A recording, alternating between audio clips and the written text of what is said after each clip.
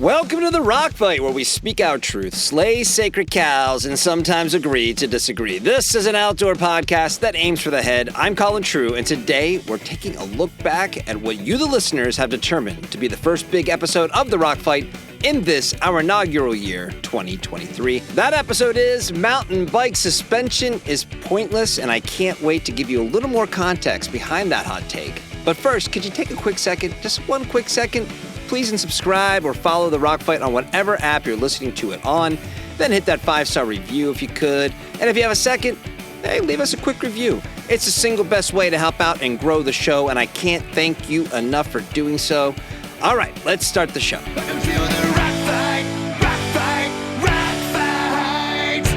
Okay, so let's take a listen to the original episode released in December 2022 and hear how I could actually believe, really believe, that mountain bike suspension could be pointless. Okay, obviously there are types of mountain biking where suspension is borderline required, but to the vast majority of people who put rubber to dirt, suspension does not matter. A lot of people go through the following mountain bike evolution. You start on a hardtail. Move to a full squish, but eventually find your way back to a hardtail. The most hardcore of this crew keeps this journey going, eventually ending up on a fully rigid, and lastly, a fully rigid single speed. Now, I haven't gotten to the single speed yet, but I've made it to the fully rigid, and I can tell you that mountain bike suspension is at best overrated. Okay, to explain, let me tell you my full mountain bike story. After a few years riding bikes procured mostly from big box sporting goods stores, I learned to actually ride on a buddy's hardtail before finally getting my first real bike. A full suspension Rocky Mountain Element, and I thought that I was the shit. I looked at the Fox rear suspension float as the difference between what I was doing before and becoming a real mountain biker. But it didn't take long before the upkeep bills started, and then the mechanical issues, along with the realization that for my riding preferences, flowy single track, working hard to keep the rubber side down, my rear suspension wasn't really doing anything except for adding weight and complications to my mountain biking life. So I went back to a hardtail, a titanium Linsky Pro 29 with a front suspension fork, and it was glorious.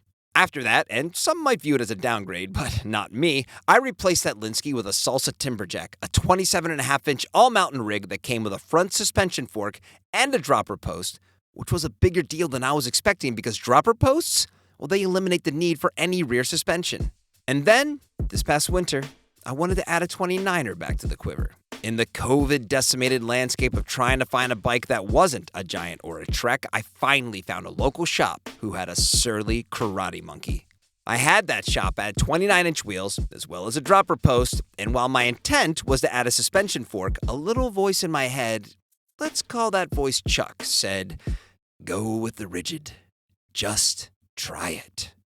And I haven't looked back. Here's the thing, people. In the 9 months since getting my rigid bike, I've improved as a rider, and I've yet to encounter a trail where I can definitively say, that would have been better with suspension. Riding this bike has proven to me that we are all riding at the whim of big suspension, aka the mountain bike suspension industry. Expensive components that have been added for so long that we expect a mountain bike to look a certain way and never question their effectiveness. Think about who you see on the trail when you're out riding. In addition to the other hardcore riders out there, there are tons of noobs on mass-produced mountain bikes, all with front-end suspension. Most of those bikes are never going to see a rock garden or a strip of single track. They've been sentenced to a lifetime of fire roads, and none of them, nor their riders, need suspension. Need another example of how suspension is mostly bullshit? How about the rise of gravel bikes? The trails where I live are dusty and rocky, and I see more skinny tires out there than maybe anything else. And when a spandex-clad gravel biker is zipping by your full suspension tank, maybe you'd be okay with a little less bike under you. There's a trend in the outdoor space that is as old as the industry itself to make technical features the main point of decision-making when buying new gear. The bottom line is that while yes, innovation has greatly benefited our quest to seek out sick new outdoor adventures, simplicity still has its place. Cotton doesn't always kill, and mountain bike suspension doesn't always make sense. So go get yourself a rigid fork for that hardtail that's collecting dust in your garage. The benefits you reap will be the knowing nods of your mountain biking brethren when they see you deftly dodging the stones being thrown during this particular rock fight. So mountain bike suspension is pointless is the first episode of The Rock Fight to take off between the clickbaity title and a topic that is destined to always be debated and never settled. This episode, released last December, is the gift that keeps on giving as every week new listeners to the show find it. And people have asked me if I mean it. Do I really think that mountain bike suspension is pointless? And the answer to that question is yes. I mean, it's pointless in that you can have plenty of fun mountain biking without it. It's not the requirement that a lot of people think it is. Part of the concept of the Rock Fight is challenging the outdoor conventions we've created for ourselves and create some upstream current that we need to paddle against in order to understand that there are lots of different ways to play outside. And bikes are such a hot button topic that it's constantly sitting on a hair trigger. Bikers, maybe more than any other human-powered outdoor subcategory, can't abide something that doesn't line up with their point of view. I mean, sure, hikers will debate boots versus trail runners, but not with the fervor of a group of cyclists debating the merits of cycling caps being worn under a helmet. The idea of calling out suspension as pointless is in the same camp for my concern of the rise of electric mountain bikes. We're at this point where cycling tech comes at us so fast and so often, and we're so deep into it, that there are those who truly don't believe a basic bike is capable. Spending a year riding almost nothing but my fully rigid, Surly Karate Monkey has shown me that in most scenarios, suspension isn't doing as much as you think it is. And when you find yourself in terrain where suspension would be useful, learning to ride those spots without suspension only makes you a better mountain biker. Lately, I've been spending more time on my Salsa Timberjack that has a front fork. Do I like the squish at the front of the Timberjack and on those sections where I can trust my bike to smooth out the trail in front of me? Well, you're damn right I do. Do I still think suspension is pointless? Yeah, because if the alien ships showed up and all they wanted was to rid the Earth of bike suspension, I know I would still have just as much fun mountain biking on a rigid bike. And you know what? Even if you're a super aggressive downhilling anti-gravity bike person, I'd bet you figured out a way to do all that on a rigid bike too.